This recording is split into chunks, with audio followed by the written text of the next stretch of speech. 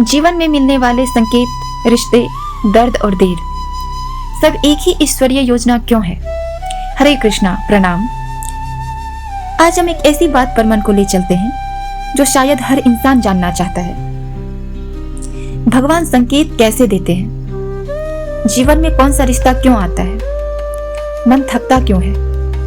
और सबसे बड़ा प्रश्न, ईश्वर देर क्यों करते हैं? इन सारे सवालों के उत्तर अलग अलग नहीं हैं। ये सब एक ही धागे में बंधे हुए हैं और जब यह धागा समझ में आता है तो जीवन का बोझ आधा हो जाता है। पहला प्रश्न, भगवान संकेत कैसे देते हैं? भगवान कोई शोर नहीं करते, वो बहुत धीमे बोलते हैं। इतनी धीमे कि केवल वही सुन पाता है जिसका मन शांत हो। कभी आपको लगा होगा किसी रास्ते पर मन बार बार जा रहा है, किसी काम से अचानक मन हट रहा है, या किसी व्यक्ति को देखकर दिल में अजीब सा भाव उठ रहा है।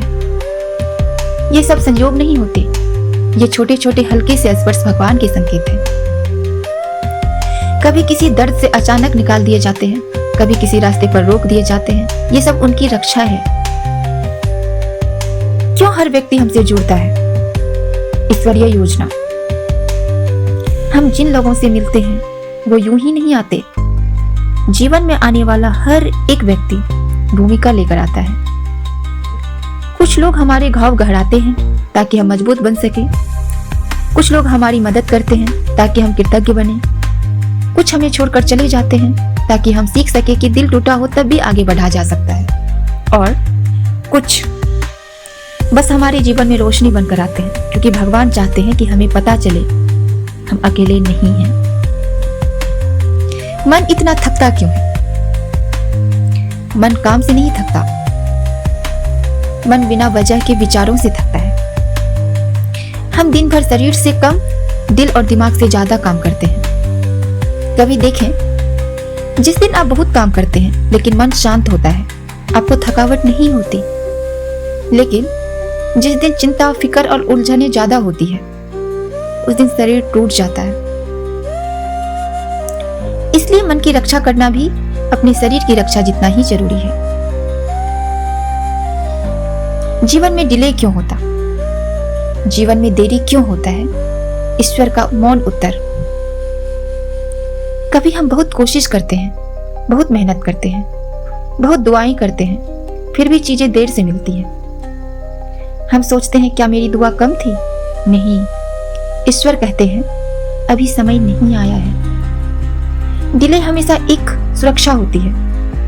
कभी हमारा मन तैयार नहीं होता, कभी परिस्थिति सही नहीं होती, कभी लोग सही नहीं होते। ईश्वर हमारे लिए वह दरवाजा खोलते हैं जहां हम पूरी तरह सुरक्षित रहें। दर्द क्यों मिलता है? पीड़ा का आध्यात्मिक अर्थ। दर्द हमें कमजोर बनाने नहीं आता, दर्द हमें बदलने आता है। जब जीवन में अंधेरा बढ़ जाता है, उसी समय भीतर प्रकाश उठता है। आप सोच कर देखिए, सबसे गहरे पाठ आपने किस समय सीखे? खुश होकर? नहीं, सबसे गहरी सीख दर्द ने दी है। दिल की सुने या दिमाग की? गीता का उत्तर। प्रश्न है कि दिल की सुने या दिमाग की? गीता कहती है हमेशा ये उलझन रहती है, दिल की सुने या दिमाग की? गीता का एक बहुत सरल उत्तर है, जिस समय दिल शुद्ध हो उसकी सुनो, जिस समय दिमाग शांत हो उसकी सुनो। अगर दोनों उलझे हों तो थोड़ी देर चुप हो जाओ, क्योंकि सही उत्तर हमेशा शांति के बाद आता है। जीवन का सारा चीज एक ही संदेश देता, हर प्रश्न एक ही संदेश देते हैं। तो आज की बात बस इतनी सी है।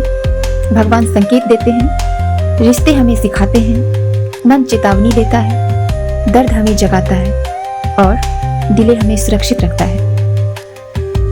जीवन बहुत बड़ा नहीं है, पर समझ बहुत गहरी हो सकती है। बस हमें सुनना है जो ईश्वर कह रहे हैं, जो ईश्वर हमारे लिए योजना बनाए, बस उस पर विश्वास रखना है। हरे कृष्णा।